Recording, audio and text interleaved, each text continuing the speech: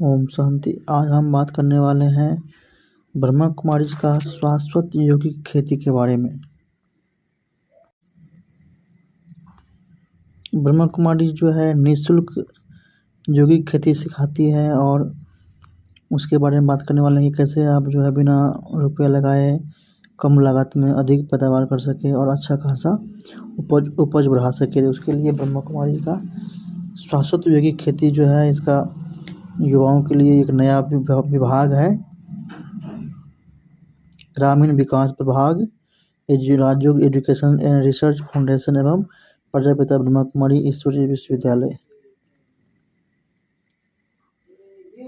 शाश्वत यौगिक खेती का जो मुख्य सूची है, शाश्वत यौगिक खेती के प्रेरणा स्रोत, शुभ प्रेरणा संदेश, शुभ भावना संदेश, शुभकामना संदेश और इसका भूमिका, ईश्वरीय प्रेरणाएं, वृत्ति द्वारा प्रकृति का परिवर्तन करो और शाश्वत यौगिक खेती योजना की आवश्यकता, योग के प्रयोग की विधियां एवं उनके परिणाम, जमीन को शक्तिशाली बनाने के लिए सेंद्रीय एवं जैविक खाद बनाने के तरीके और फसलों का संरक्षण, खेती के लिए अनुकूल पर्यावरण, शाश्वत यौगिक खेती करने वाले किसानों प्रति नियम और सुझाव,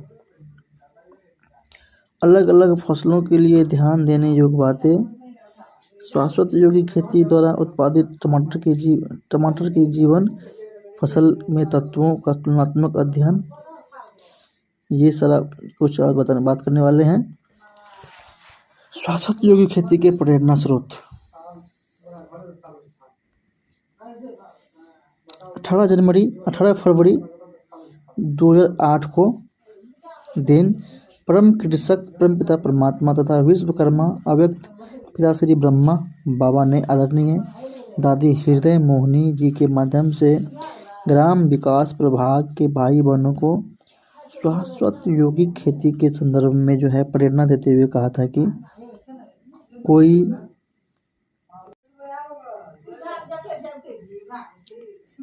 नवीनता कर रहे हैं कोई नवीनता क्या कर रहे हैं, कोई भी बताए।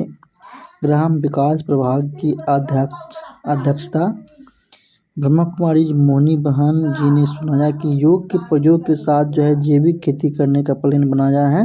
अच्छा है, क्योंकि आजकल तो खेती से निकलता है उसमें भी प्रॉब्लम है। जो अच्छा कार्य किया है, एक अपना फ़ायदा योग करेंगे और दूसरा जनता की दुआएं मिलेगी। तो अच्छा कर रहे हैं, उमंग उत्साह से कर रहे हैं और करते रहना, अच्छा मुबारक हो। शुभ प्रेरणा संदेश जो है विश्व नाटक के प्रारंभिक स्वर्णिम काल में हर मानव सर्वगुण संपन्न, सुलभ कला संपूर्ण दिव्य स्वरूप में था। वहाँ संपूर्ण स्वास्थ्य, अखूट समृद्धि, अपार सुख शांति तथा दिव्य संस्कृति पर आधारित जीवन शैली थी। इसका मूल रहस्य यह भी था कि उस समय की सात्विक कृषि से स्वादिष्ट, शुद्ध और पौष्टिक अन्न, फल फूल, सब्जियां आदि सहज रूप में प्राप्त होता था। ऐसे नए युग का पुनर्निर्माण परमात्मा कर रहे हैं। ऐसे परिवर्तनकारी समय पर ब्रह्मा कुमारी ईश्वरीय विश्वविद्यालय की सहयोगी संस्था Rajyoga education and research foundation RERF के ग्राम विकास विभाग द्वारा ईश्वरीय ज्ञान एवं राजयोग पर आधारित शाश्वत यौगिक खेती नए युग के लिए नया कदम कार्यान्वित किया जा रहा है, जो विशेष रूप में भारत एवं समस्त विश्व के किसान भाई बहनों के लिए मार्गदर्शन रूप एवं उपयोगी आवश्यक ही होगा। इस कार्य में संलग्न ग्राम विकास के सभी कार्यकर्ताओं का मैं तहे दिल से हार्दिक अभिनंदन करती हूँ तथा इस नवीनतम योजना की सफलता के लिए कोटि कोटि शुभ प्रेरणा देते हुए सबको बधाइयाँ देता हूँ। सफलता आपका जन्मसिद्ध अधिकार है, ऐसी शुभकामना करती हूँ। ईश्वरीय सेवा में BK जानकी। ये था, आपको शुभ प्रेरणा दे रहा था BK जानकी। अब शुभ भावना संदेश दे रहा है ब्रह्मा कुमारी राजयोगिनी दादी हृदय मोहिनी जी। सहमुख प्रशासिका। वर्तमान समय में किसान भाई बहनों के जीवन में आध्यात्मिकता और कृषि पद्धति में प्रकृति के 5 तत्वों की प्रधानता के साथ साथ उपलब्ध बीज, खाद तथा साधन सामग्री का भी सात्विक होना अति आवश्यक है, क्योंकि आज किसान भाई बहनें कृषि क्षेत्र में अनेक परिस्थितियों एवं समस्याओं का सामना कर रहे हैं। फलस्वरूप खेती द्वारा होने वाली उपज में जितनी शुद्धता, स्वादिष्टता और पौष्टिकता होनी चाहिए उतना प्राप्त नहीं हो रही है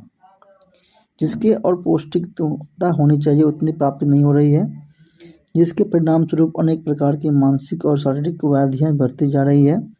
ऐसे विकट समय में ब्रह्मा कुमारी ईश्वरीय विश्वविद्यालय की सहयोगी संस्था Rajyoga education and research foundation RERF के ग्राम विकास प्रभाग द्वारा जो है शाश्वत उपयोगी खेती योजना नए युग के लिए नया कदम प्रस्तुत किया जा रहा है। इससे राष्ट्रीय एवं वैश्विक स्तर के किसान भाइयों को संभव समस्याओं के कारणों तथा सहज एवं योग्य समाधान प्राप्त होता है। हमें उम्मीद है कि राजयोग पर आधारित कृषि संस्कृति का नए युग के निर्माण में महत्वपूर्ण योगदान मिलेगा। इस योजना को कार्यान्वित करने के लिए जो पाठ्यक्रम बनाया जा रहा है, इससे कृषक भाई बहनों नया मार्गदर्शन मिलेंगे। इससे प्रकाशन पर मैं अपना हार्दिक शुभकामना व्यक्त करता हूँ। ईश्वरीय सेवा में हृदय मोहिनी ब्रह्मा कुमारी हृदय मोहिनी शुभकामना संदेश दे रहा है ब्रह्मा कुमारी मोहिनी बहन। और भूमिका है इसका कि इस पृथ्वी पर आदिकाल सतयुग का जब आरंभ हुआ, उस समय की प्रकृति संपूर्ण शुद्ध प्रधान थी। खेती द्वारा जो है पौष्टिक शुद्ध अन्न, फल, सब्जियां, दूध आदि प्राप्त होते थे। इसलिए हरेक की काया संपूर्ण निरोगी थी। हर मानव मन और तन की शुद्धता के फलस्वरूप दिव्य गुणों से संपन्न देवी देवता कहलाते थे। आपकी स्नेह, सहयोग, सद्भावना, सुख शांति, पवित्रता के कारण जो है भारत सुख शांति धन धान संपन्न सोने की चिड़िया थी। सृष्टि चक्र के नियम प्रमाण धीरे धीरे मनुष्य आत्मा के साथ साथ प्रकृति के पांचों तत्व भी सत्व प्रधान से सतो रजो तमो अवस्था में आते गए, जिससे फलस्वरूप आत्मा और प्रकृति दोनों ही शक्तियाँ छिन्न होती गई। मध्यकाल में आत्मा अपने मूल पवित्र स्वरूप को भूल दे अभिमान के वशीभूत हो गई, जिससे उसमें सब विकार समय प्रवेश हुए।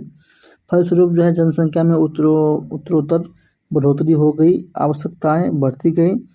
स्वास्थ्य वृत्ति में अपनी ऐसी छाया डाली जो प्रकृति के साथ मनुष्य आत्मा भी खिलवाड़ किया, उससे शोषित किया। दूसरे महायुद्ध के दौरान जो है खेती की उपज बढ़ने के लिए रासायनिक खाद तथा कीटनाशकों का इस्तेमाल किया गया।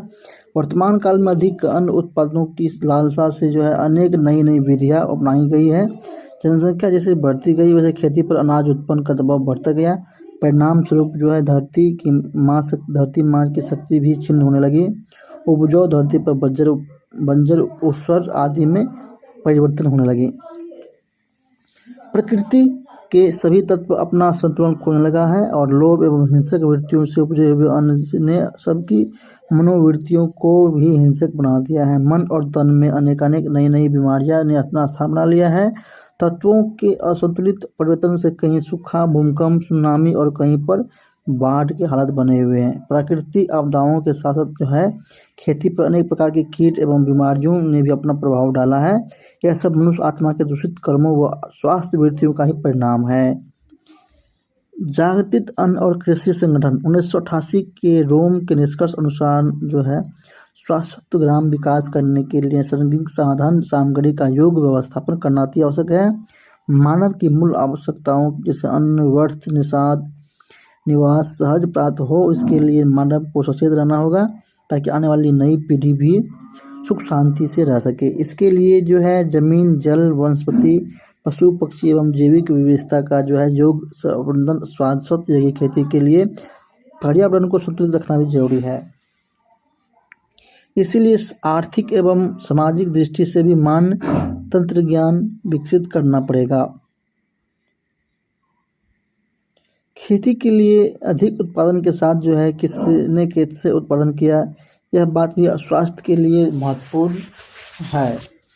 अतः अब समय की पुकार है अपने शाश्वत स्वरूप को पहचान कर यौगिक प्रक्रिया का जो है समझकर और अपनाकर शाश्वत यौगिक खेती का प्रयोग व प्रसार करें, जिससे हम पुनः उस स्वर्णिम काल को प्रत्यक्ष रूप से देख सके। प्रजापिता ब्रह्मा कुमारी ईश्वरीय विश्वविद्यालय के साथ उसकी सहयोगी संस्था Rajyoga education and research foundation के साथ ग्राम विकास प्रभाग द्वारा जो है पिछले 2 वर्षों से जो भारतवर्ष के किसान भाइयों को शाश्वत यौगिक खेती के विषय में जागृत किया जा रहा है। इस विद्यालय से संलग्न महाराष्ट्र तथा गुजरात के कई राजयोगी किसान भाई बहनों ने अपनी खेती पर राजयोग को शक्तियों की प्रयोग किया है। साथ साथ जो है जैविक खाद के नमी नवीन नुस्खे तैयार करके अपनी खेती को बहुत अच्छा उपजाऊ बनाकर खेती कर रहे हैं, जिसके फलस्वरूप वे कम से कम खर्चे में बहुत अच्छी फसल ले रहे हैं। ये नए युग के लिए नया कदम है। परमपिता परमात्मा जो इस सृष्टि के आदि मध्य अंत के ज्ञाता है, ज्ञान के सागर है, सुख शांति के दाता है, अपने बच्चों को पुनः राजयोग सिखलाकर उनकी मनोवृत्तियों से परिवर्तन ला रहे हैं। उनकी श्रेष्ठ मत है, बच्चे अपने स्वरूप को पहचानो, स्वधर्म में स्थित होकर मुझ ज्ञान सूर्य पिता परमात्मा के साथ बुद्धि योग जोड़ लो तो मेरी शक्तियों अपने संकल्पों को शक्ति संपन्न बना देगी। फिर आपके शुद्ध श्रेष्ठ संकल्प हर सिद्धि को प्राप्त करेंगे, असंभव भी संभव हो जाएगा। यह कोई चमत्कार नहीं, लेकिन यह आध्यात्मिक ऋषि विज्ञान है। इसमें परमात्मा शक्ति और आत्मशक्ति के संकल्पों का श्रेष्ठतम प्रयोग है, जो शुद्ध श्रेष्ठ शक्तिशाली भावनाओं के प्रकंपन द्वारा संपन्न हो सकता है। अतः अब समय आ गया है अपने अन्नदाता किसानों को जागृत करने का। वे अपने श्रेष्ठ सम्मान को शक्ति को पहचाने। शुभ भावना है कि सर्वप्रथम किसान वर्ग राज्यों की विधि सीखकर अपनी खेती के कुछ भाग में उसका प्रयोग करके सफलता संपन्न अनुभव बने। उसमें किसी प्रकार की रासायनिक खाद व कीटनाशक जहरीली दवाओं का प्रयोग किए बिना घर में तैयार की गई जैविक खाद द्वारा खेती को सशक्त बनाए। फिर उसमें योग की सकाश का, आत्मा के सद्गुणों का और एकाग्रता और दृढ़ता के साथ जो है प्रयोग करके अपने निजी उपयोग में आने वाले शुद्ध सात्विक अन्न, फल व सब्जियां उपजाए। इसमें सफलता प्राप्त करने के पश्चात अपने संपर्क में आने वाले किसान भाई बहनों को भी प्रेरणा दे, ताकि हर एक आध्यात्मिक शक्तियों को पहचाने और संपूर्ण विश्व एवं भारत देश धन धान संपन्न बन सोने की चिड़िया और जो है सोने की चिड़िया कहलाए। भारत फिर भरपूर होगा और भरपूर बनेगा, विश्व गुरु की पदवी प्राप्त करे तथा परमात्मा कार्य की प्रत्यक्षता हो। इसी शुभ भावना से यह शाश्वत योगी खेती जो है नामक पुस्तक तैयार की गई है। आशा है कि इस किताब को ऑडियो बुक को जो है आप लोग लाइक सब्सक्राइब शेयर करें और अधिक से अधिक जो है इस भारत भूमि को अनेक अनेक किसानों को फ्री में और मुफ्त ज्ञान और मुफ्त के किसान और मुफ्त का खाद में और मुफ्त के तरीके से जो है किसान करके आप अच्छा खासा आमदनी कर सकते हैं। ना कोई खाद ना कोई कुछ भी, अपना बिना किसी रुपया लगाए हुए यानी कम लागत में अधिक से अधिक उपजाऊ कर सकते हैं। आशा है कि किसान भाई बहनों को इस पुस्तक द्वारा जो है खेती करने की नवीन विधि की सही जानकारी प्राप्त होगी। और ये अभी मैं शुरुआत करने वाला हूँ। बीके राजू भाई जो है मुख्यालय संयोजक और ग्राम विकास प्रभाग का जो है माउंट का है, और बीके सरला वन जो है राष्ट्रीय संयोजिका ग्राम विकास प्रभाग का जो है वो है। अब आते हैं ईश्वरीय प्रेरणा।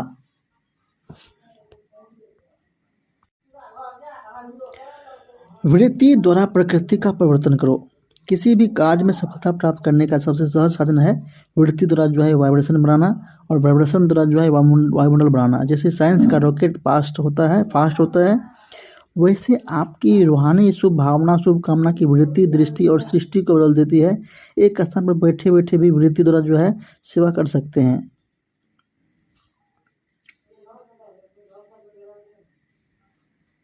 निर्मित आत्मा जो है सेकेंड में वेस्ट को खत्म कर बेस्ट का प्रभाव वायुमंडल में फैलाते हैं। तब मनसा सेवा का रेस्पॉन्ड प्रैक्टिकल रूप में दिखाई देगा। सिर्फ विस्तार को शॉर्ट करके मनसा की शक्तियों को बढ़ाओ और उनका प्रयोग करो। विश्व परिवर्तन व प्रकृति का परिवर्तन करना है तो दुआ शब्द याद रखना। जब आपके जड़ चित्र दुआएं दे रहे हैं, वृत्ति से हर एक की कामनाएं पूरी कर रहे हैं, तो आप चैतन्य में क्या नहीं कर सकते हो। सिर्फ दुआ दो, दुआ लो। 9 नंबर में है साइलेंस की शक्तिशाली शुभ भावना के प्रत्यक्ष प्रमाण आगे चलकर अनुभव करते रहेंगे। सिर्फ इसके लिए एकाग्रता अर्थात रूहानियत में रहने का, अंतर्मुखी रहने का व्रत लो। तब आत्माओं को ज्ञान सूर्य का चमत्कार दिखाई देगा। दिव्य बुद्धि ऐसा श्रेष्ठ यंत्र है जो इन यंत्र द्वारा जो है व्यक्तित्व क्या प्रकृति को भी दिव्य बना सकते हैं। व्यक्ति को दिव्य बनाने से प्रकृति के ऊपर जो है स्वतः ही प्रभाव पड़ता है। दिव्य बुद्धि सदा इमर्ज रूप में रहे तो प्रकृति को भी परिवर्तन कर सकते हो। यह परमात्मा वरदान है। आप ब्राह्मण आत्माएं जो है पुरुषोत्तम आत्माएं हो। प्रकृति पुरुषोत्तम आत्माएं की दासी है। तो अभी आप न सिर्फ आत्माओं का परिवर्तन करते हो लेकिन प्रकृति का भी परिवर्तन करते हो। जितना जितना आपके शक्तिशाली सत्व प्रधान वाइब्रेशन होंगे उतना प्रकृति और मनुष्य आत्माओं की वृत्ति दोनों ही चेंज हो जाएंगे। मनुष्य आत्माओं की वृत्ति से चेंज करना है और प्रकृति को वाइब्रेशन द्वारा परिवर्तन करना है। तो परिवर्तन करने वाले की वृत्ति सदा ही शक्तिशाली चाहिए, साधारण नहीं।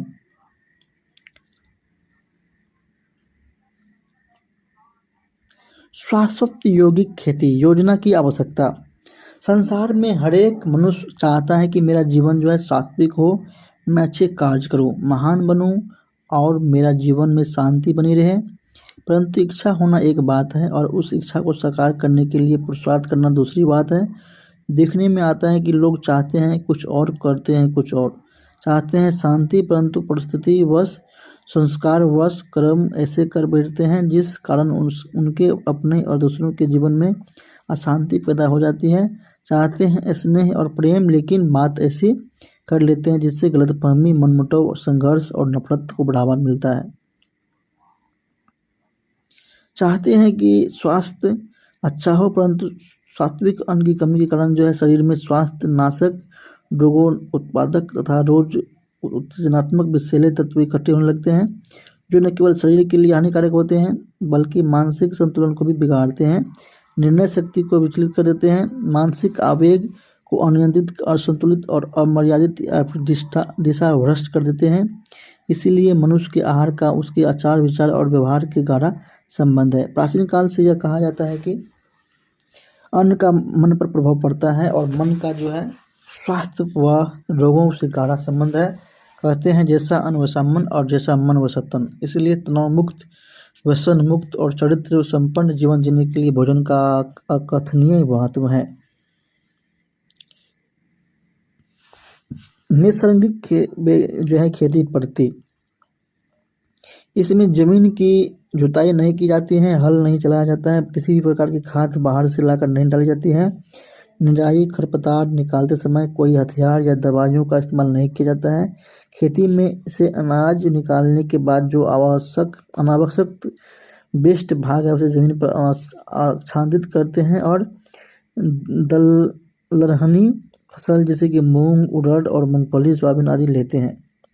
सेंद्रीय खेती पद्धति, जमीन की पौष्टिकता और उत्पादन क्षमता बढ़ाने के लिए जो है कम समय में सड़ने वाले कंपोस्ट होने वाले जो भी पदार्थ है उसमें ज़मीन में मिला देते हैं या ऊपर आच्छादित कर देते हैं।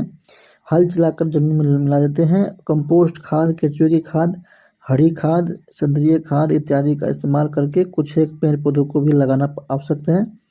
कुदरत के नियमानुसार चलकर उत्पादन लेते हैं कि जैविक कीटनाशक का इस्तेमाल करते हैं। जैविक खेती पद्धति, सेंद्रीय खेती पद्धति और जैविक खेती पद्धति में ज़्यादा अंतर नहीं है। जमीन में अनेक प्रकार के जीवाणु होते हैं, उसमें से कुछ एक को संवर्धन द्वारा तैयार करते हैं जैसे नाइट्रोजन स्थिर करने वाले जीवाणु, स्फुरद की उपलब्धता कराने वाले जीवाणु और सेंद्रीय पदार्थों को विघटन करने वाले जीवाणु, फफूंदी रोधक जीवाणु इत्यादि। फसल को जिस समय जिन जीवाणुओं की आवश्यकता होती है वह जीवाणु जमीन में मिला देते हैं। रासायनिक खेती पद्धति, इस खेती पद्धति में जमीन में रासायनिक खाद डालते हैं, दवाइयाँ छिड़काव कर खरपतवार को नष्ट करते हैं, जहरीली दवाइयों का इस्तेमाल कर कीट और रोगों को नियंत्रण करते हैं जिस कारण जो है कुदरती नियमों में बाधा आती है। अब आती है शाश्वत योगी खेती पद्धति। योग के माध्यम से जो है परमात्म शक्ति एवं श्रेष्ठ संकल्पों के प्रकंपनों द्वारा जो है नैसर्गिक साधन संपत्तियों का गुणात्मक दर्जा बढ़ाते हैं, उत्पादन क्षमता बढ़ाई जाती है। इस प्रकार से खेती करने में कम खर्च, कम श्रम लगता है, प्रकृति सुखदायी और वातावरण शुद्ध बनता है। अनाज भी सात्विक ज़्यादा पौष्टिकता युक्त मिलता है। आज पूरे विश्व में अनाज की उत्पादकता को बढ़ाने के लिए रासायनिक खाद और कीटनाशकों का अत्यधिक इस्तेमाल हो रहा है जिसके अनेक दुष्परिणाम दिखाई दे रहे हैं।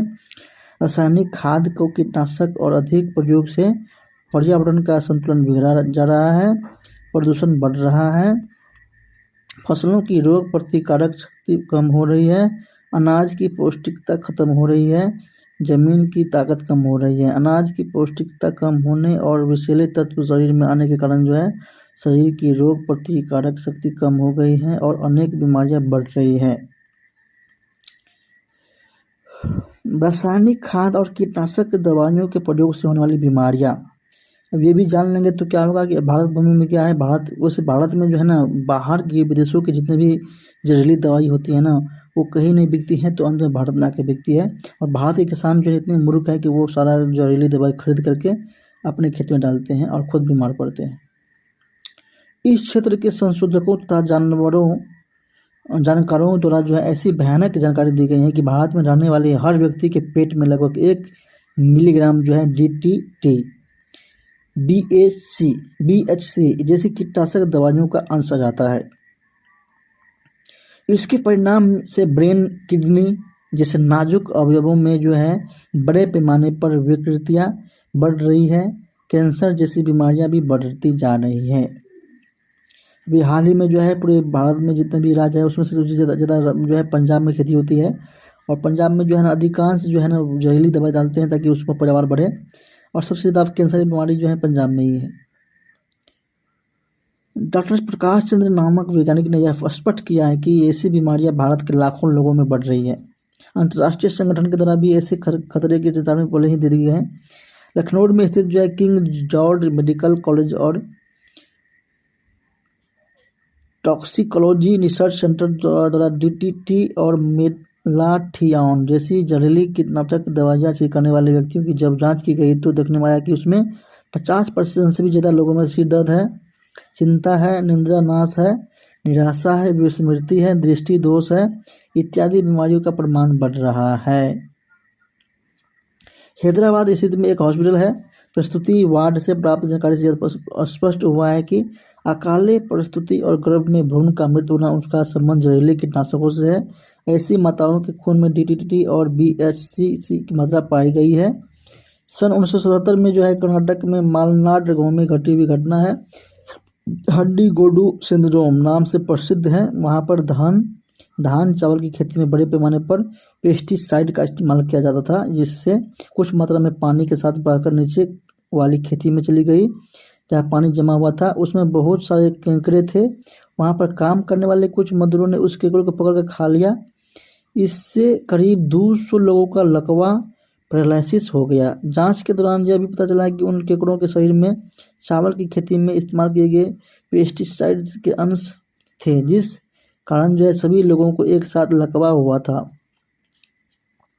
अमेरिका मास्का नामक इटालियन रसायन वैज्ञानिक ने कहा है कि खेती में इस्तेमाल की जाने वाली कीटनाशक, जंतुनाशक और दवाइयाँ इतनी भयानक है कि जो जीन्स में बदलाव करने वाली अणु और विस्फोटक से निर्माण होने वाले रेडियो एक्टिव मूल द्रव के समान है। झेलिब, फलस्टान, कप्तान जैसी फफूंदीनाशक दवाइयों के इस्तेमाल से हर वर्ष इतना नुकसान होता है कि जितना 14 मैग्नेट के 9 हाइड्रोजन बॉम्ब्स गिरने पर नुकसान होता है। सोचने वाली बात है। इसके परिणाम स्वरूप जो है अमेरिका में 15% जो है बालक मानसिक विकलांगता के साथ जन्म ले रहे हैं। इसके अलावा जो है वनस्पति, प्राणी और जमीन में जो बीमारियां और प्रदूषण बढ़ रहा है, इसका हम अंदाज़ा भी नहीं लगा सकते हैं।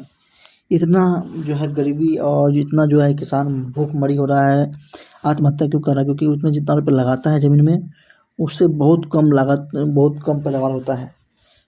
बहुत ज़्यादा लागत लगता है, पैदावार कम होता है। इससे जो है लोग कर्जे में आ जाते हैं किसान, और अंत में आत्महत्या कर लेते हैं। भारत में आत्महत्या बहुत ज़्यादा बढ़ रहे हैं किसानों की। इस पर बहुत बड़े बड़े जो है आंदोलन भी हुआ था पंजाब में, और बहुत किसान मारा भी गया था उसमें। कर्मों की गहन गति। अब आती है कर्म के बारे में। खेती में अनाज की उत्पादकता को बढ़ाने के लिए जो है लोग वंश रासायनिक खाद डालते हैं और कीट आने वाली क्रोधित होकर बुरे विचारों के साथ कीटनाशक छिड़कते हैं। जब कोई कीट जो है फसल पर दिखाई देती है तो पहले मन में विचार आता है कि कुछ भी करके इसे मारकर नष्ट करना ही है, नहीं तो नुकसान होगा। ऐसे सोचकर जब दवाइयाँ छिड़कते हैं तो इसका फसल तथा अनाज पर बुरा असर होता है, और ऐसा अनाज खाने वाले व्यक्तियों में भी ऐसे ही बुरे विचार आने लगते हैं।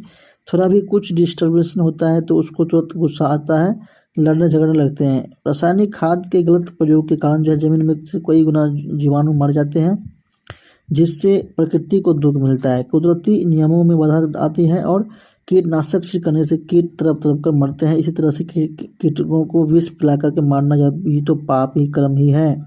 वास्तव में कोई भी प्रकार के कीट को मारना या नष्ट करना यह हम मनुष्य आत्माओं का काम नहीं है, परंतु उस कीट को नष्ट करने की जिम्मेवारी जो है कुदरत ने बनाकर रखी है, अर्थात कई और कीट हैं जो उस पर उपजीविका चला सके।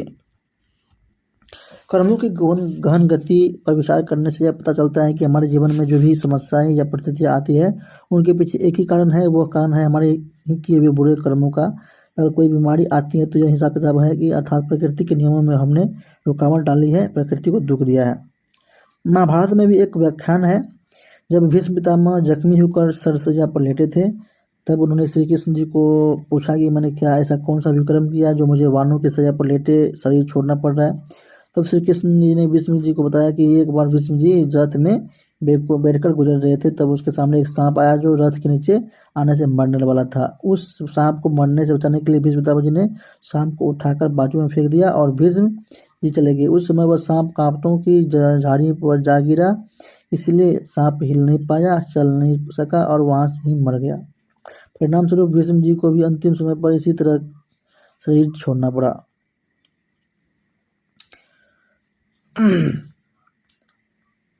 वनस्पति जगत के कुछ वैज्ञानिकों का सिद्धांत है, डॉक्टर सर जगदीश चंद्र बसु ने अपने प्रयोग द्वारा सिद्ध किया है कि मनुष्यों की तरह ही वृक्ष वनस्पतियों की क्रियाएं होती है। वनस्पतियों फेफड़े बिना श्वास ले सकती है, बिना पेट के अन्न को हजम कर सकती है, स्नायु बिना हलचल भी कर सकती है।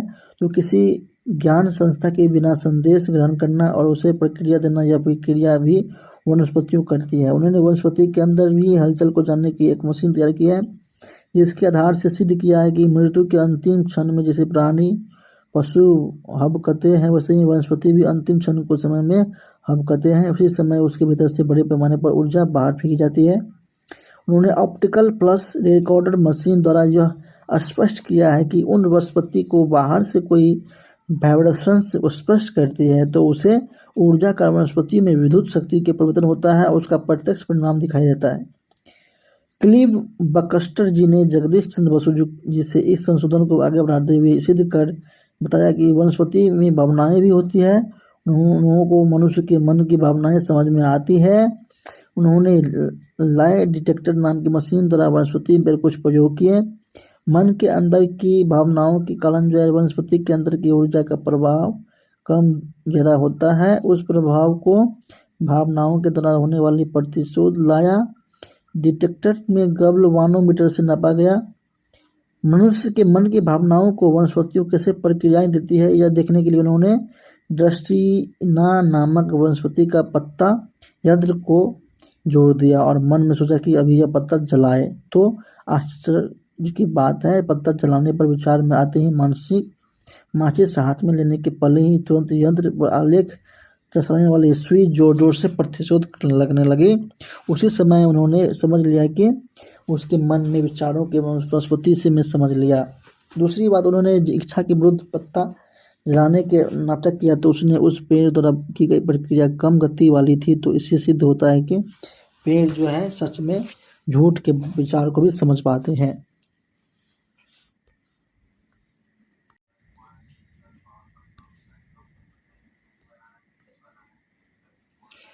चार्ल्स डार्विन नाम के इंग्लिश वैज्ञानिक ने स्पष्ट किया है कि वनस्पतियों में ऐसी अकल्पनीय शक्ति होती है जिस द्वारा वनस्पति को समझ व बुद्धि प्राप्त होती है। उन्होंने अपनी T power of movement in plants किताब में लिखा है कि वनस्पतियों की जड़ों की मूल में जो जीवाणु होते हैं वे ब्रेन के समान कार्य करते हैं। ऐसा कहने में कोई हर्जा नहीं। ये पेशियाँ वनस्पतियों के लिए संदेश ग्रहण करने और हलचल को नियंत्रण करने का काम करती है। भारतीय वैज्ञानिक द्वारा जो है टी.सी. सिंह ने चेन्नई स्थित अन्नामलाई विद्यापीठ में बांसुरी, वायलिनों और वीणा वादक पेटी इत्यादि वादनों द्वारा जो है वनस्पतियों पर अनेक प्रकार के और सिद्ध किया कि पेड़ों की बढ़ोतरी तथा फूल फल की बीज इत्यादि के विकास पर संगीत का अनुकूल परिणाम पड़ता है। ऐसे संगीत में से पत्तों की संख्या जो है 72% बढ़ गई थी। पेड़ का विकास भी 20% तक दिखाई दिया था।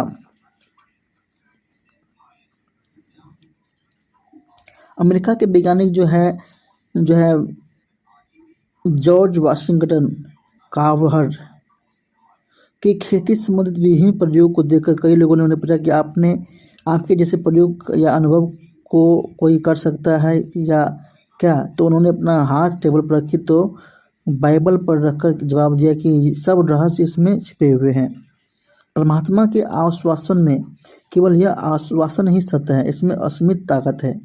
उन्होंने कहा परमात्मा के ऊपर विश्वास है, वह सभी मेरे जैसे प्रयोग को अनुभूति कर सकते हैं, लेकिन उसके लिए प्रकृति तथा वृक्ष वनस्पतियों से प्रेम और स्नेह से रिश्ता जोड़ना बहुत जरूरी है। वनस्पतियों का जादूगर लुइथर बर्बक ने प्रयोग के द्वारा कैक्टस की वनस्पतियों को अर्जी डाली कि वे अपने कांटे निकाल लेवे। बर्बक के प्यार के खातिर न्यूबडू ने भी उनका कहना मान लिया और उनके संरक्षण हेतु जो कांटे थे वे निकालने के लिए तैयार हुए। उनके पास पेड़ पौधों के साथ संवाद करने की शक्ति थी, प्रेम और स्नेह था। इसी कारण 18 अप्रैल 1906 के भूकंप में जब सैन फ्रांसिस्को का ध्वंस हुआ था, तब बर्बक का मकाम भूकंप के केंद्र बिंदु के पास ही था, फिर भी उनके मकाम के झरोखों का एक कांच भी नहीं टूटा।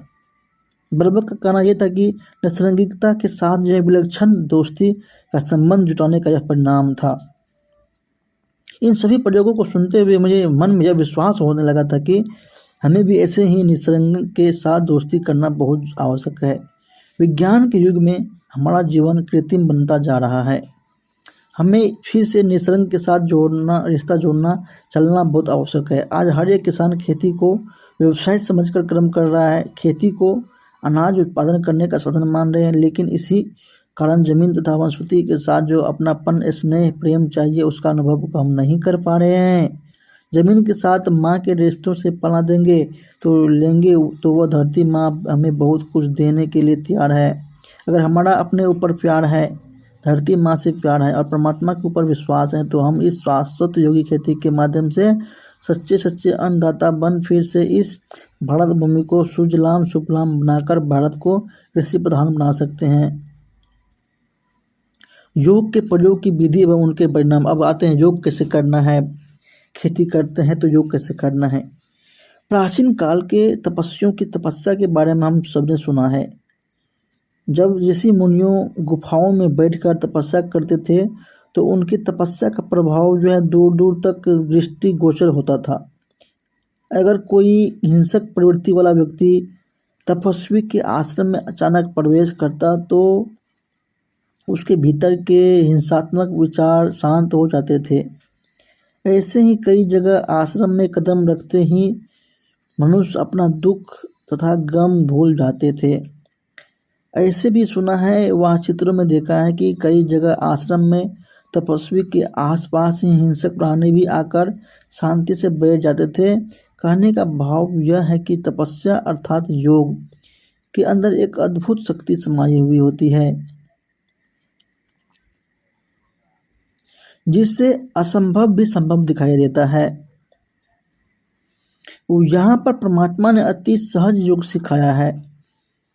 इसमें मंत्र, प्राणायाम व आसनों की बात नहीं है। योग का सरल अर्थ है याद। इसमें आंखें बंद करने की आवश्यकता नहीं है। राजयोग हमें कर्म योग की प्रेरणा देता है। इस राजयोग के अभ्यास के लिए स्वयं का और परमात्मा का ज्ञान होना अति आवश्यक है। मैं कौन हूँ, मुझे किसके साथ योग लगाना है। राजयोग की सही विधि है स्वयं को ज्योति बिंदु रूप आत्मा निश्चित करना है, और वो भी मस्तक के बीच में जहाँ पे बिरकुटी है। दिव्य ज्योति बिंदु रूप परमात्मा के साथ स्नेह और प्रेम से सर्व संबंध जोड़ना है, जिससे आत्मा अधिकारी बनकर परमात्मा से सर्व प्राप्तियों का अनुभव करे। आत्मा और परमात्मा के बीच संबंध जोड़ने के लिए आवश्यकता है श्रेष्ठ विचारों की। जिस प्रकार बैटरी का संबंध पावर हाउस के साथ होने से बैटरी में फिर से शक्ति भर जाती है, ठीक उसी प्रकार सर्वशक्तिमान परमात्मा जो सर्वगुण व शक्तियों से स्रोत है, उससे समानता के आधार पर संबंध जोड़ने से आत्मा में कई गुणों का और शक्तियों का संचार होता है। राजयोग की प्रथम अवस्था। आत्मा स्थिति का अनुभव करना, चलते फिरते बैठते उठते कोई भी कर्म करते स्वयं को सत्य निज स्वरूप में अनुभव करना। यह अभ्यास बहुत काल से पक्का और सहज रहे, क्योंकि प्रैक्टिस से ही परफेक्ट बनना होता है। आत्मा की तीन मुख्य शक्तियाँ हैं, मन और बुद्धि और संस्कार। विचार करने की शक्ति को मन कहते हैं, निर्णय और विवेक शक्ति को बुद्धि कहते हैं, कर्म का प्रभाव स्मृति में पड़ता है उसे संस्कार कहते हैं। जैसे हमारे विचार होते हैं उसी आधार पर हमारे चित्त का निर्माण होता है, उससे ही वृत्ति बनती है, उसी आधार से दृष्टिकोण बनता है। जैसे दृष्टिकोण वैसा व्यवहार क्रम होता है और व्यवहार से ही हमारे अच्छे या बुरे संस्कार बन जाते हैं। आत्मा का मूल गुण ज्ञान, पवित्रता, सुख, शांति, आनंद, प्रेम, शक्ति है। ये दिव्य गुणों से युक्त है और परमात्मा इन सभी गुणों व शक्तियों का स्रोत अथवा सागर है। हम सभी आत्मा समझकर परमात्मा को याद करने लगते हैं तो परमात्मा इन सब गुणों को और शक्तियों को संचार आत्मा में होने लगता है और आत्मा जो है स्वयं से भरपूरता का अनुभव करने लगता है। इस अभ्यास में एकाग्रता होने का अभ्यास बढ़ाते जाना है। पहले 1 मिनट, फिर 2, फिर 3, 5, 10। इस तरह से एकाग्रता होने से जो है इन गुणों एवं शक्तियों का कंपन निकलकर शरीर के माध्यम से बाहर फैलने लगते हैं और प्रकृति सहित सभी को इसका अनुभव होने लगता है।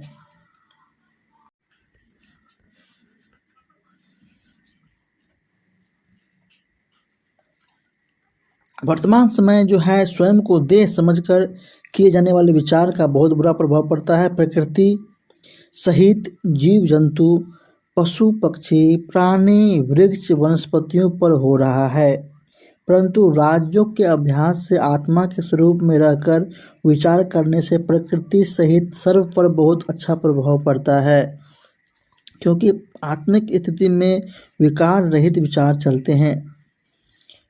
ये राजयोग का प्रयोग जो है बहुत ही अच्छा और बहुत ही महान प्रयोग है। अब बात करते हैं योग द्वारा जो है बीज का उपचार करना है। जैसे आपका कोई बीज रोपना है, बीज की क्यारी में अगर पालक है, फिर आपका बंधा गोभी, फूल गोभी है, टमाटर है, मिर्च है, या फिर धान, गेहूँ, मक्का, यानी कि दुनिया के हर तरह के फसल को भी अगर आप पहले बीज तैयार करते हैं तो बीज कैसे तैयार करना है वो बताते हैं आपको। सबसे पहले जो है आपको एक बर्तन में जो है बीज लेना है। बर्तन सामने रखे और आत्मा स्थिति में जो है अपने आप को आत्मा समझे। भृकुटी के बीच में एकदम शांत, स्थिर और ज्योतिबिंदु आत्मा को समझे और अपने को आत्मा समझते हुए अब अपने को परमात्मा की याद में एकाग्र हो जाना है। इस अवस्था में रहकर अभ्यास करें कि परमात्मा से निकलने वाली लाल और सुनहरी किरणें जो है मुझ आत्मा की जो है दृष्टि द्वारा जो है बीज पर उतर रही है और एक एक बीज जो है परमपिता परमात्मा के समान चमक रहा है। संकल्प करो कि इस बीज से निकलने वाले पौधे जो है निरोगी और शक्तिशाली होकर बढ़ रहेंगे। कभी भी बीज को सूक्ष्म वतन में भगवान शिव बाबा, ब्रह्मा बाबा के पास ले जाकर बाबा द्वारा जो है बीज को सकाश दे। अनुभव करें कि बीज अंदर से लाल सुनहरे प्रकाश में बनकर चमक रहे हैं और बाहर से पवित्रता की शक्ति जो है एक एक बीज को लपेट रहे हैं। ऐसे ही संकल्पों के आधार से बीज को परमधाम में परमात्मा पिता के नज़दीक ले जाए।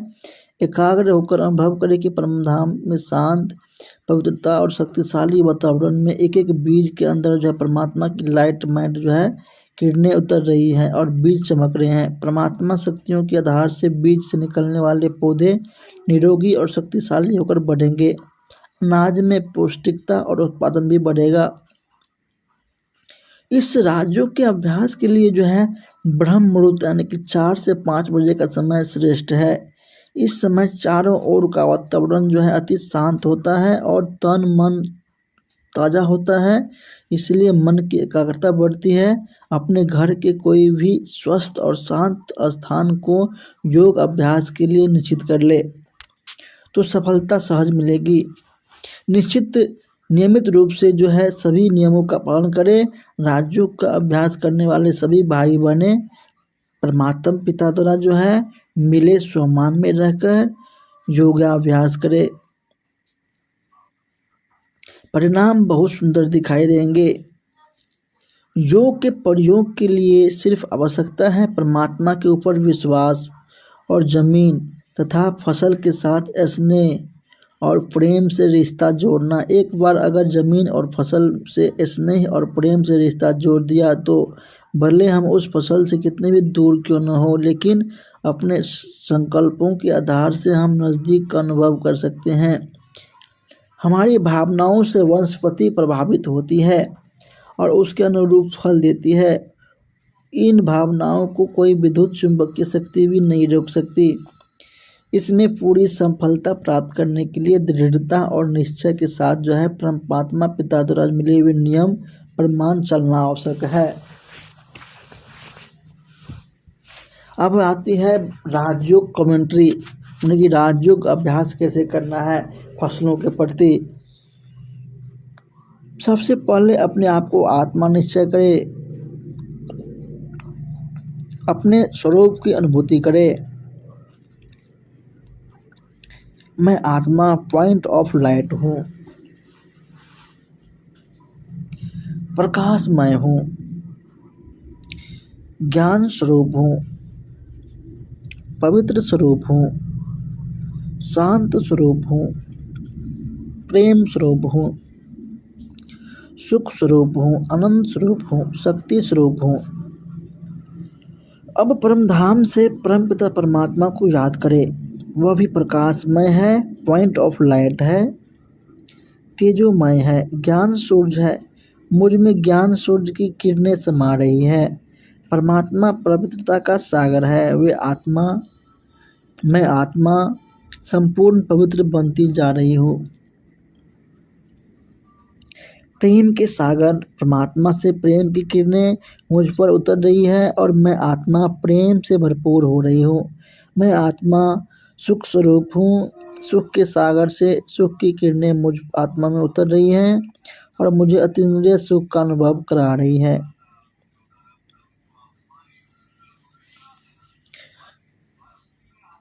परमात्मा आनंद का सागर है। आनंद की किरणें मुझ पर उतर रही है। मैं आत्मा आनंद हो रही हूँ। सर्वशक्तिमान परमात्मा से निकलने वाली सर्व शक्तियों की किरणें मुझ आत्मा में उतर रही हैं। मैं आत्मा सर्व शक्तियों से भरपूर हो रही हूँ। परमात्मा दिव्य गुणों का भंडार है। मुझ आत्मा को दिव्य गुणों से भरपूर कर रहे हैं। मैं आत्मा परमात्मा के समान सर्व गुणों एवं शक्तियों से संपन्न व संपूर्ण बन रही हूँ। इस प्रकार उपरोक्त दिए गए एक एक संकल्प के स्वरूप में एकाग्र होकर योग युक्त होकर संकल्पों के माध्यम से जमीन और फसल को प्रकंपन प्रकाश फैलाते हुए बहुत ही सुंदर परिणाम देखने को मिलेंगे। अब एक अभ्यास और बताते हैं।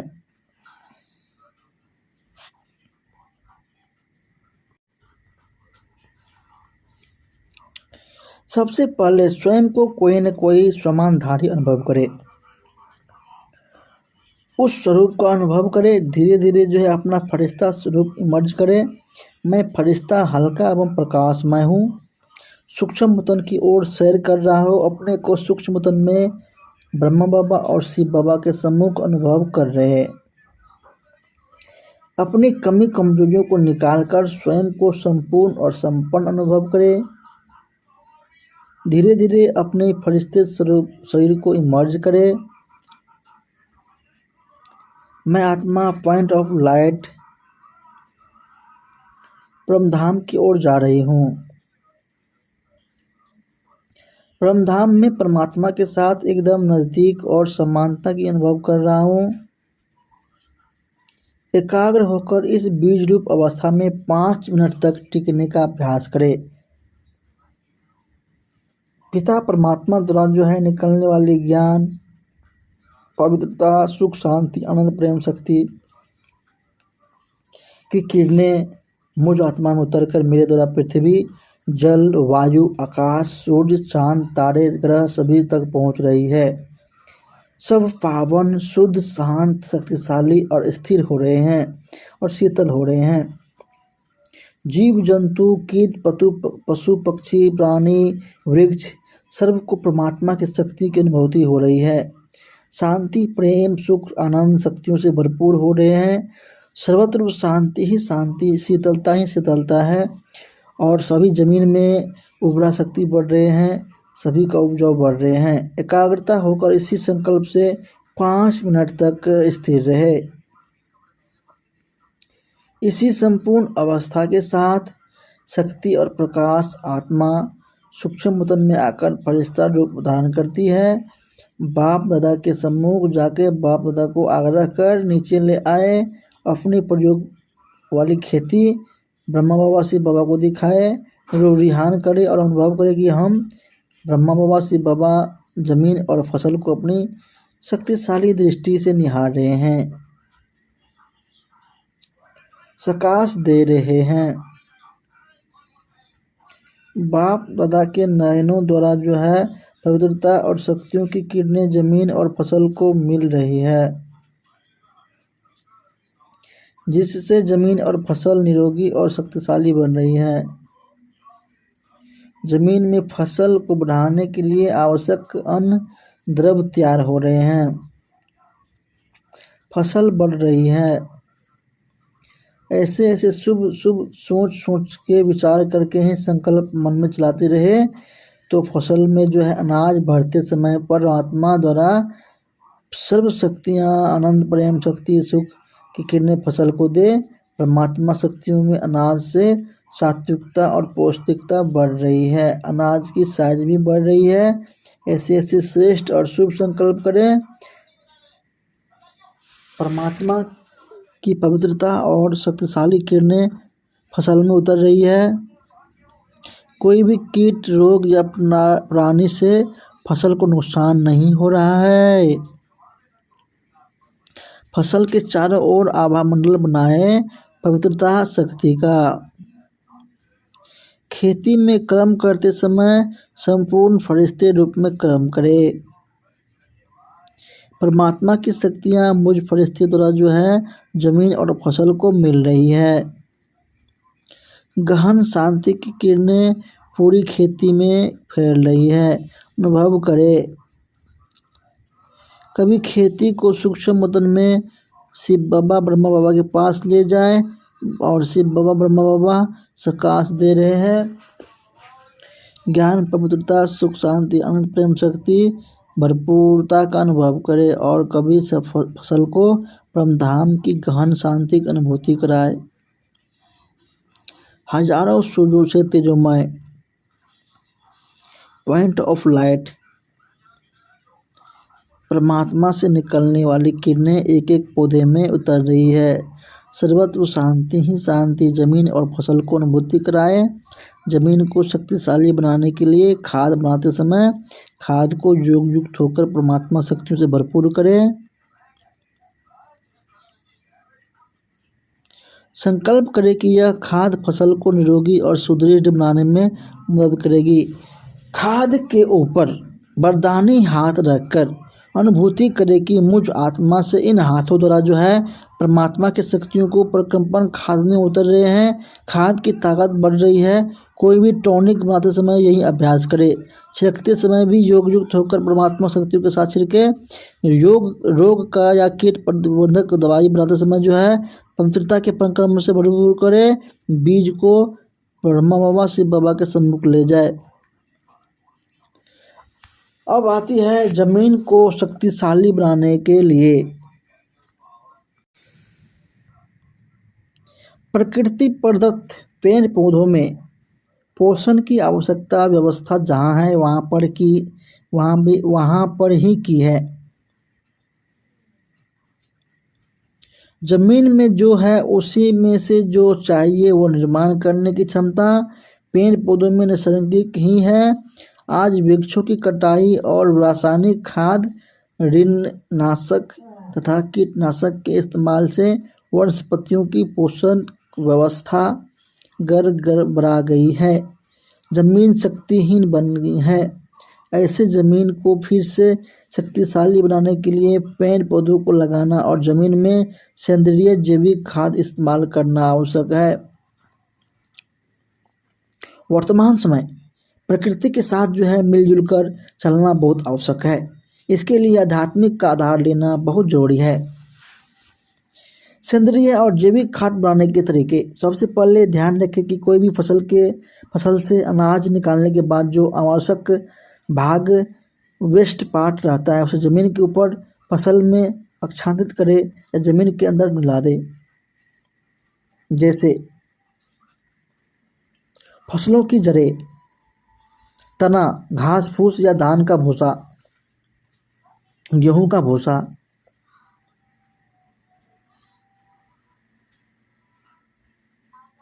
मूंगफली के टरफल, गन्ने के पत्ते इत्यादि जमीन के ऊपर आच्छादित करें या हल चलाकर जमीन में मिला दें। इसमें जमीन में सेंद्रीय पदार्थों का प्रमाण बढ़ता है। जमीन में प्रति एकड़ कम से कम 6 टन गोबर की खाद डालना जरूरी है। इसमें जमीन में जीवाणु स्थिर होते हैं। अगर गोबर की खाद उपलब्ध नहीं हो तो हरी खाद जमीन को देना आवश्यक है। इसमें तागसन 5 किलो, ढेंचा 5 किलो, मूंग 1 किलो, उड़द दाल 1 किलो, चना 1 किलो, मेथी 1 किलो, ज्वार 1 किलो, धनिया 1 किलो, चौलाई 2 किलो, पटसन 1 किलो और राजगिरा 200 ग्राम। यह सब बीज मिक्स करके 1 एकड़ खेती में बुआई करें। 40 से 45 दिन में इस फसल को काटकर जमीन के अंदर मिला दें।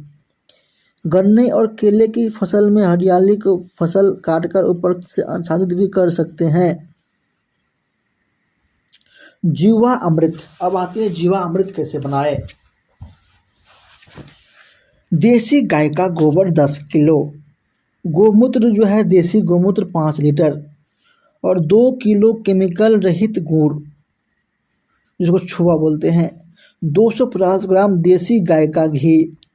उपलब्ध न हो तो मूंगफली या सोयाबीन का भी तेल ले सकते हैं 250 ग्राम। 2 लीटर देसी गाय का दही। 2 किलो चना या चौलाई या मूंग या उड़द का आटा। बरगद के पेड़ के नीचे की मिट्टी या फिर पीपल के जड़ के नीचे का मिट्टी ले ले 1 किलो। या जिस फसल को जीवामृत देना है उस फसल के जड़ों के पास वाली मिट्टी 1 किलो। 200 लीटर पानी मिलाकर एक सीमेंट या प्लास्टिक के टंकी में 8 दिन तक जो है मोटे कपड़े से टंकी का मुख बांध कर रखिए। मतलब 8 दिन तक, 1 हफ्ता 1 सप्ताह तक रहना है। रोज 2 बार मिश्रण को डंडे से यानी कि सुबह और शाम जो है रोज 2 बार आपको मिश्रण को डंडे से घड़ी की दिशा में हिलाए। इससे जीवाणु की मात्रा बढ़ने में ऑक्सीजन की उपलब्धि होती है।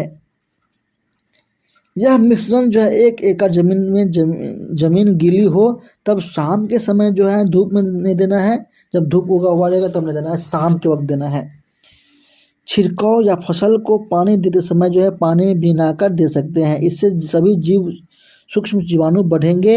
हर फसल को कम से कम 1 मास में 1 बार जीवा अमृत देना आवश्यक है। 1 एकड़ जमीन में 1 टन केंचुओं की खाद या जमीन गीली हो तब प्रतिदिन मास के अंतरों में 1 बार प्रयोग करें। इससे जमीन बहुत ही शक्तिशाली बनती है।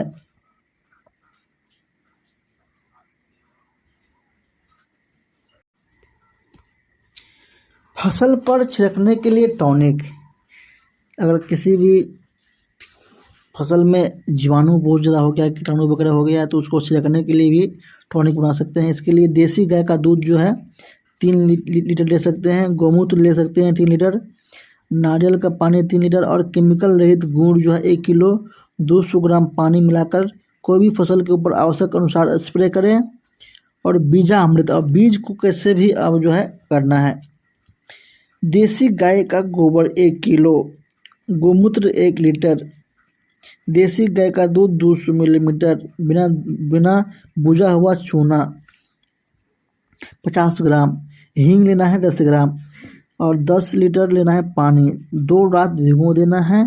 प्रतिदिन मिश्रण को 2 बार डंडे से घड़ी की दिशा में मिलाएं और मोटे कपड़े से मुख बांध कर रखें। 2 दिन बाद इस बीजामृत को बीज संस्कार के लिए इस्तेमाल करें। जैविक खाद। जैविक खाद जो है, जैविक खाद बाजार में बनी बनाई मिलती है।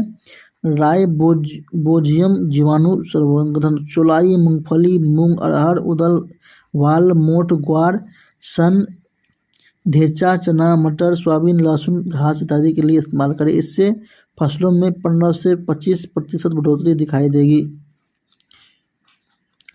अज़ोटोबैक्टर जीवाणु सर्वप्रथम ज्वार, गेहूं, धान, कपास, पत्ता गोभी, फूलगोभी, सूरज के फूल और गन्ना, बाजरा, नाचनी, मकई और सब्जियों में गाजर, पालक, राजगीरा, करेला, मिर्च, बैंगन, टमाटर इत्यादि के लिए इस्तेमाल करें। इससे फसल की उत्पादकता बढ़ती है, बीज की अंकुरण भी बढ़ता है, फसल की जड़ों को वृद्धि होती है।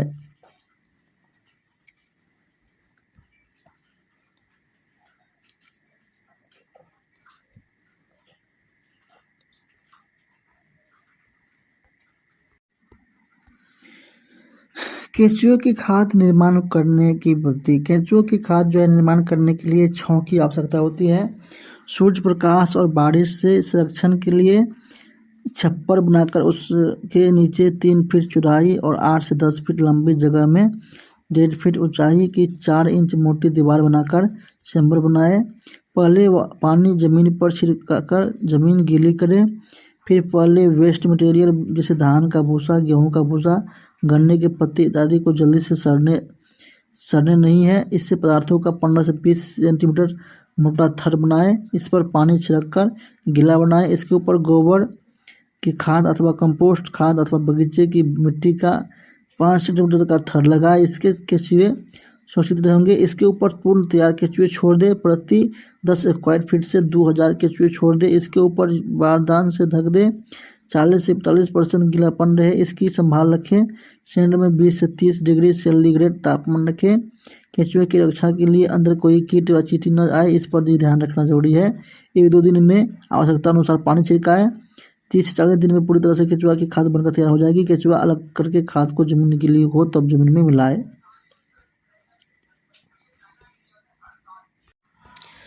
अब आती है बात कई प्रकार की दवाएं जो है बनाने की विधि जो आपको फसलों में छिड़क सकते हैं।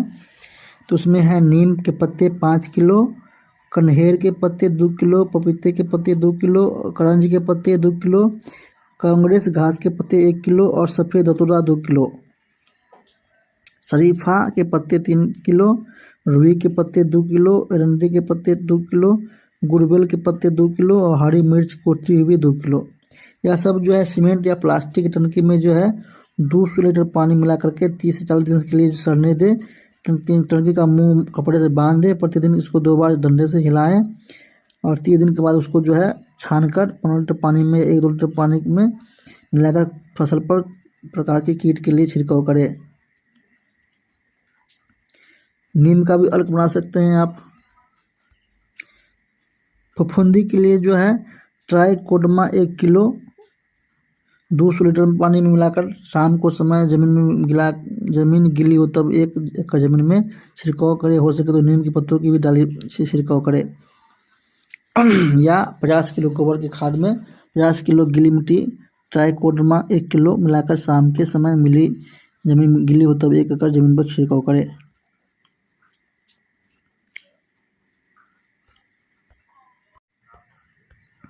अब आती है बात स्वास्थ्य योगी खेती करने वाले किसानों के लिए प्रति सुझाव और नियमावली है। 1 नंबर में है स्वास्थ्य योगी खेती में परमात्मा का झंडा जो है वो बरबागा अवश्य लहराए और योगी खेती में परमात्मा का झंडा लहराना आवश्यक है। यह झंडा देखने कर मन के विचार जो है पॉजिटिव नेगेटिव बदल जाते हैं, अच्छी भावना रहती है। दूसरा, झंडे में लाल एवं पीले रंग के फसल की ग्रोथ पावर बढ़ाती है और कीट नियंत्रण भी करता है। हवा के झोंके से झंडा लहराने समय सूरज की किरणें लाल रंग पर आकर प्रतिबिंबित होकर फसल पर पहुंचने से फसल जो है शक्तिशाली बनती है और फसल की वृद्धि होती है। पीले रंग की झिल्लियों के अंडे डालने वाले मक्खियों की आकर्षित करता है। मक्खियाँ पीले रंग पर अंडे डालती है और अंडे से झिल्लियाँ बाहर आने से खाने को कुछ नहीं मिलने पे वो नष्ट हो जाते हैं। इस प्रकार कीट नियंत्रण भी होता है। इसीलिए 10,000 स्क्वायर फुट में एक झंडा अवश्य के फसल के रूप में 5 फुट ऊंचा करके लगाए। प्रयत्न और पुरुषार्थ से ही उन्नति संभव है। योगिक खेती के लिए किसान खेती में हल चलाने से लेकर के फसल की उपज को घर में लाने तक नियमित क्रम से काम करे। खेती में अलग अलग काम करते समय विभिन्न संकल्प करें। योगिक प्रयोग की विधि बताया गया है। चुने हुए गीत किसानों को बजाने या सुनने के लिए प्रेरित किया जाए, जैसे कि कितना सुंदर कितना विराट होगा रचनाकार, अच्छा है जिसने इतना सुंदर विशाल ये संसार, सबका मालिक एक पेड़ के बटा हुआ संसार, मेरा गाँव मेरा देश गाँव का छोरा, देश मेरे देश की धरती सोना उगले उगले हीरे मोती। देशभक्ति गीत भी बजा सकते हैं। 5 तत्वों को ध्यान में रखते हुए जैसे नभ में तारों की शोभा होती है, वैसे धरा पर वे प्रकार के गीत म्यूजिक सुनते काम करने में किसानों को मजा आएगा और फसल वनस्पति बहुत अच्छा होगा, उसे भी बहुत अच्छा होगा। खेती करने वाले किसान जो है निव्यसनी हो, शराब, सिगरेट, गुटखा या अन्य किसी प्रकार के नशीली पदार्थ का सेवन करना नहीं है। पवित्रता के महत्व को समझे और पवित्र रह करके ही जो है ब्रह्मचर्य का पालन करे, तब खेती करे। शुद्ध आहारी शाकाहारी रहना है, शुद्ध चिंतन करना है, नियमित ईश्वरीय महावाक्य ज्ञान का मुरली सुनना है, अध्ययन करना है, श्रवण करना है। व्यर्थ और नेगेटिव चिंतन नहीं करना है और किसी भी से भी वैर भावना नहीं रखनी है। शक्तिशाली भावना रखना है। ईर्ष्या, द्वेष, घृणा, नफरत नहीं रखनी है। आत्मविश्वासी, दृढ़ संकल्पधारी बनना है। एकांत प्रिय, परमात्मा से नहीं बनना है। अमृत वेले के महत्व को समझना हुए सवेरे सुबह उठकर प्रतिदिन योग अभ्यास करने की आदत बनाए। गौ सेवा से प्यार हो, देसी गाय की पालना करे, गोबर का व गौमूत्र का प्रयोग खेती में करें। किसान भाइयों व खेती में काम करने वाले कर्मचारियों को व्यसन मुक्त बनाने वाले हो और इससे तो साप्ताहिक कोर्स भी करवाए तो अच्छा है। शिव भगवान वाचा, भगवान कहते हैं परमात्मा निश्चय और निश्चित स्थिति असंभव को भी संभव कर सकता है। अलग अलग फसलों के लिए ध्यान योग देने वाली बातें।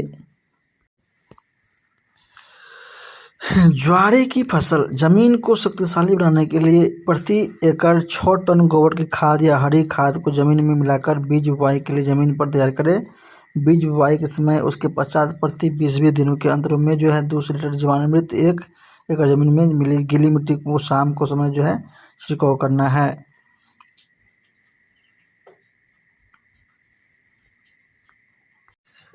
अब आती है बात कि आप जो है किसी भी तरह का खेती करते हैं, जैसे केले की फसल करते हैं, तो केले की फसल करने के लिए जो है ज़मीन को कैसे शक्तिशाली बनाना है। प्रति एकड़ जो है 10 टन गोबर की खाद ज़मीन में मिला करके पौधे लगाने के लिए ज़मीन में तैयार करें। पौधे लगाने के बाद बीज में हरियाली की खाद देकर ज़मीन पर आच्छादित करें या ज़मीन में मिला दें। पौधे लगाकर 1 मास होने के बाद पौधे को बाजू में 1 टन केंचुए की खाद और 60 किलो अनाज की खाद मिलाकर ज़मीन गीली हो तब ज़मीन में मिलाएं। और आपको बीज संस्कार कैसे करना है, तो बीज लगाने से पहले जो है 200 लीटर बीजामृत के 1 किलो ट्राइकोडर्मा फफूंदी रोधक, 2 किलो आझोटोकबैक्टर और 2 किलो PHB जीवाणु संवर्धक मिलाकर पौधे को जड़ों को इस मिश्रण में दबाएं और खड्डे में 2 सेंटीमीटर तक डाल करके पौधा लगा सकते हैं। और इसमें जो है और भी फसल है, जैसे कि आपका यहाँ पे दिया गया है ककड़ी के, करेला के, तरू के, कद्दू की फसल के लिए जो है गोबर की खाद वही वाला जो बताए थे आपको, जैविक खाद। टमाटर की खेती के लिए बताया गया है। इस तरह से बहुत सारी खेती के लिए जो है वो जीवामृत बना सकते हैं। और इसमें परिणाम क्या मिलते हैं, जैविक खेती द्वारा जो है भिन्न भिन्न फसलों के उत्पाद में जो है क्या क्या बढ़ोतरी हुई है। और पूरे भारत भूमि में जो भी भाई बहन इसका खेती किया है वो भाई बहन क्या क्या अनुभव बताया है वो सुन लीजिए। नागेश विट्ठल कुलकर्णी पूर्व पोस्ट साखरी तथा वो महाराष्ट्र के हैं, जिसने 1.5 एकड़ में जो है सोयाबीन खेती किया था। उत्पादन किया था 23 कुंटल। उत्पादन खर्च है 2500 रुपया। पांडुरंग सुदाम पटेल वो भी आपका महाराष्ट्र के हैं और 22,000 स्क्वायर फीट में जो शकरकंद की खेती किया था और उसका उत्पादन है 22 मीट्रिक टन हुआ था। उत्पादक खर्च है 5,000 रुपये। अब भोलानाथ शिवलिंगा चौगुले जो है वो कोल्हापुर महाराष्ट्र के हैं। वो 1 एकड़ में जो गन्ना की खेती किया था और उसका उत्पादक है 7 मीट्रिक टन। उसका 8100 रुपये जो उसका खर्च आया था। सचिन दादामोसो वो भी आपका महाराष्ट्र के हैं और वो भी जो है 1 एकड़ में गन्ने की खेती किया था और ये किया है 50 मीट्रिक